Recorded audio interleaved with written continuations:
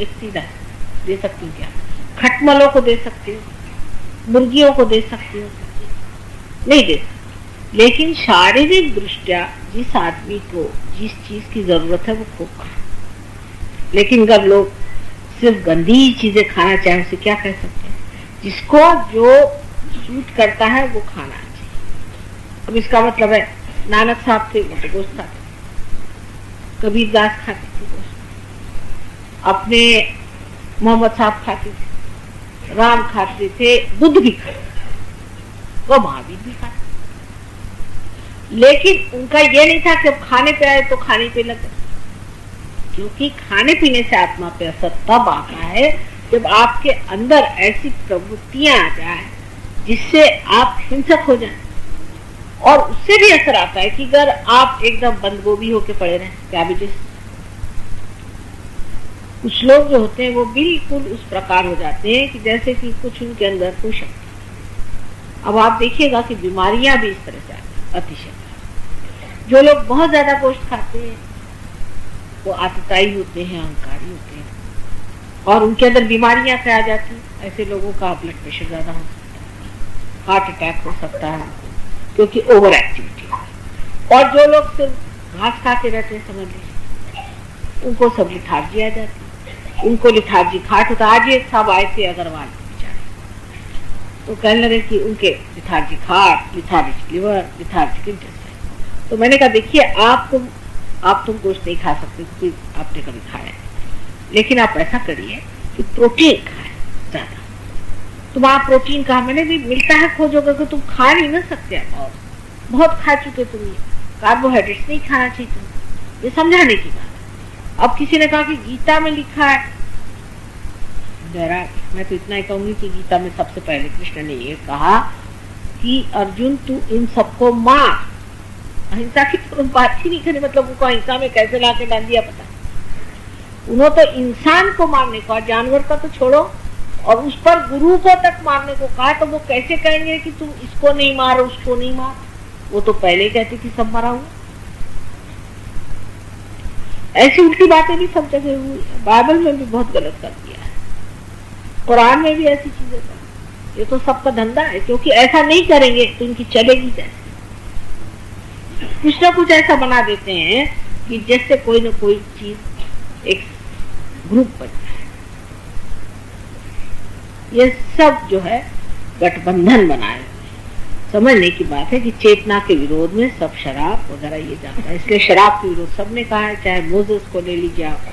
अब ईसा मसीह ने नहीं कहा, आप कहेंगे, लेकिन ऐसी बात नहीं। ईसा मसीह इस जगह पैदा हुए हैं, और ये जगह जो है वहां पर दूसरी बात करने की, जहाँ जो बात करने की वही तो बात होगी। अब मैं कुंडलिनी के जागरण के लिए अगर आई हूँ तो मैं उसी की बात करूंगी आपसे, लेकिन इस वक्त ऐसी है कि सभी बात करनी पड़ेगी, नहीं तो मुझे डर लगता है कि आप जो नहीं बात करूंगी उसी को पकड़ बैठेगा। इसलिए बेहतर है कि मैं सभी बातें कह जाऊं, लेकिन तो भी पकड़ने वाले पकड़े, जिनको यही काम है सुबह से शाम को किसी पकड़, लूप होल्स जिसे कहते हैं ना। जैसे अब कोई अगर आप चोर के पास जाके पूछे किसी बैंक के बारे में, तो वो ये बता देगा कि इसमें कैसे आप घुस सकते हैं, बराबर।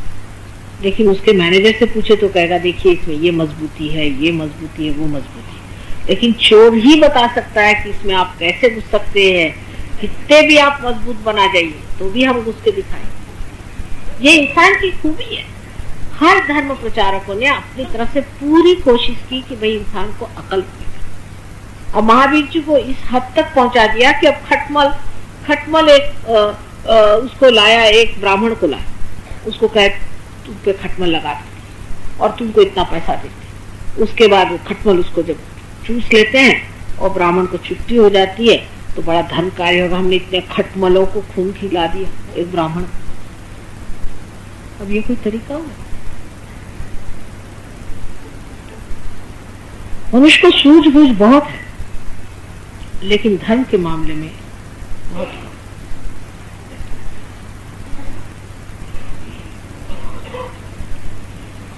और खाने पीने का ज्यादा विचार करना भी ठीक है।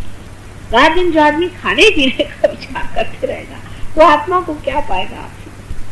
अब उपास होने का है तो उपास के बारे में लोग सोचते रहे कि क्या खाएंगे कल उपास, और मार हाय हाय तोबा मच जाएगी, हनुमान जी का अवतार हो जाएगा। इनका उपास से पता हुआ, दूर से पता हो जाता कि यहाँ कोई उपास कर रहा है। भगवान बचाए रखे ऐसे उपास कीजिए। सहज में उनमें दूसरा नियम है कि कोई उपास नहीं करेगा भगवान के नाम में। अपने लिए करना तो करो, लेकिन जो आदमी उपास करेगा उसको गांव से बाहर जाना चाहिए, क्योंकि किसी को उनकी बातें नहीं सुननी की। यहाँ तो सब में शहीदी पना है ना। मैंने इतना उपास किया तो मैं सबको डंडे मार सकता हूँ, मैंने देश के लिए इतना त्याग किया तो मैं सबकी जान खा सकता हूँ। भाई काय को किया, किसे बताया? वो भी एक मार्टियरडम है, दिमागी जमा खर्च किया तो किया, मजे मेरा।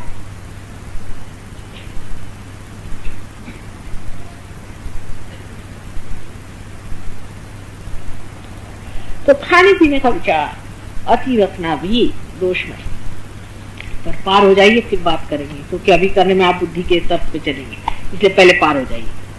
किसी के लिए कोई चीज का कंपल्शन नहीं खाने पीने का, लेकिन अपने से जो बड़े जानवर हैं उनको मत खाइए। और सहयोग में ये नहीं कि आप सबको गोश्त ही खाना है या यही खाना, जो खा रहे वही ठीक है, ज्यादा मत खाइए, कम खाइए। और कम भी इतना नहीं खाइए कि भूखे मरिए, दोनों के बीच में रहना है, मध्य मार्ग। कोई चीज का एक्सट्रीम व्यू मत लीजिए। जो आपको बीमारी होगी उसके अनुसार आप अपना डाइट रखिए। हम तो सिर्फ इससे कहेंगे कि किसे प्रोटीन खाना है, किसे कार्बोहाइड्रेट्स खाना है और किसको फैट खाना है, समझे ना। और इस पर आप अपना तय कर लीजिए, आप जिस तरह से भी खाना खाना चाहिए। उसके प्रति बहुत ज्यादा विचार करना है तो अपने हिंदुस्तानियों का ध्यान ही जितना ही खाने पीना है। ये भी बात है, हिंदुस्तानी लोग बहुत ज्यादा खाने, रात दिन उनका विचार पता नहीं क्यों इतना खाने पर, इतने नखरे खाने में करते हैं कि मैंने कोई देश में इतने नखरे करने वाले लोग नहीं देखे जितने हिंदुस्तान। और हालांकि हम लोग गरीब हैं कहने के लिए, लेकिन जितने नखरे हिंदुस्तानियों के हैं आपको कहीं नहीं मिलेंगे ऐसे जितने नखरे हम करते हैं। औरत जो है वो भी होशियार है, वो भी अलग अलग खाना बना बना के आदमी की जबान खराब करती है, क्योंकि अच्छा तरीका आदमी को घर बुलाने का, उसकी जबान पहले खराब कर दिया। जब उसको काबू में कर लिया तब फिर वो दौड़ता फिरता है इस जीव के पीछे। और इस कदर नखरे खाने के मामले में मैं आपसे बता रही हूँ कि बंगाल में आप जैसे है रोहू फिश खाएंगे, वहाँ रोहू होता नहीं तो रोहू खाएंगे, वही खाएंगे जो होता है। और वो जाता है सेंट्रल इंडिया, एक बार वहाँ रोहू फिश नहीं मिली, मतलब उनके यहाँ छोटे छोटे पोखर में मिल जाती, तो भूखे मरने लग गए। तो हमारे बम्बई से कुछ लोगों ने बड़ा पैसा वैसा इकट्ठा करके एक पूरा जहाज पे जहाज भेजा। उन्होंने वापस कर दिया कि हम तो सी फिश खाते नहीं, लापसाई भी देखी और सबके सब वापस आ गए, हम सी फिश हम नहीं खाते। दुनिया में कोई ऐसा नहीं, आप कहीं जाके देखिए कि जो सी फिश नहीं खाता ये फिश खाता है। खाने को बैठो तो वो चाहिए, ये चाहिए, इसमें नमक ठीक नहीं, उसमें ये सब कहीं नहीं, ये अपने देश में। और इतना ज्यादा खाने के हम लोग शौकीन हैं, इसकी कोई हद नहीं है। इसलिए खाने की तो आप बात जरा भूल ही जाइए थोड़ी देर में। तो अभी थोड़ी देर बाद खाने का टाइम आएगा, अभी टाइम है। Is truth beyond the sense perception, or is truth whatever we perceive and whatever we do not perceive? It's correct. This is a very good question. Is truth beyond sense perception? It is, absolutely. Because if we perceive through our senses, whatever we perceive through our senses is the truth, then we don't have to seek anymore. Whatever we perceive through our senses is what is very apparent, gross,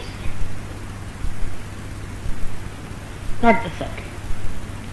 What is behind the gross we cannot perceive. For example, we cannot say how to make an atom.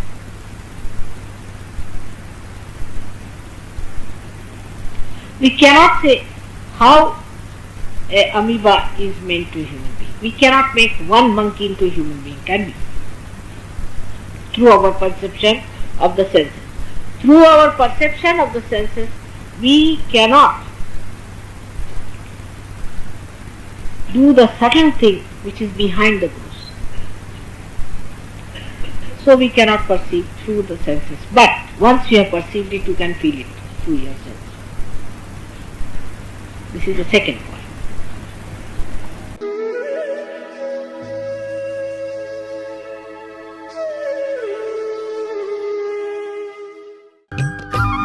Subscribe कीजिए कुंडलिनी जागरण को और press कीजिए bell icon को, जिससे कि आपको मिल सके हमारी लेटेस्ट वीडियो सबसे पहले।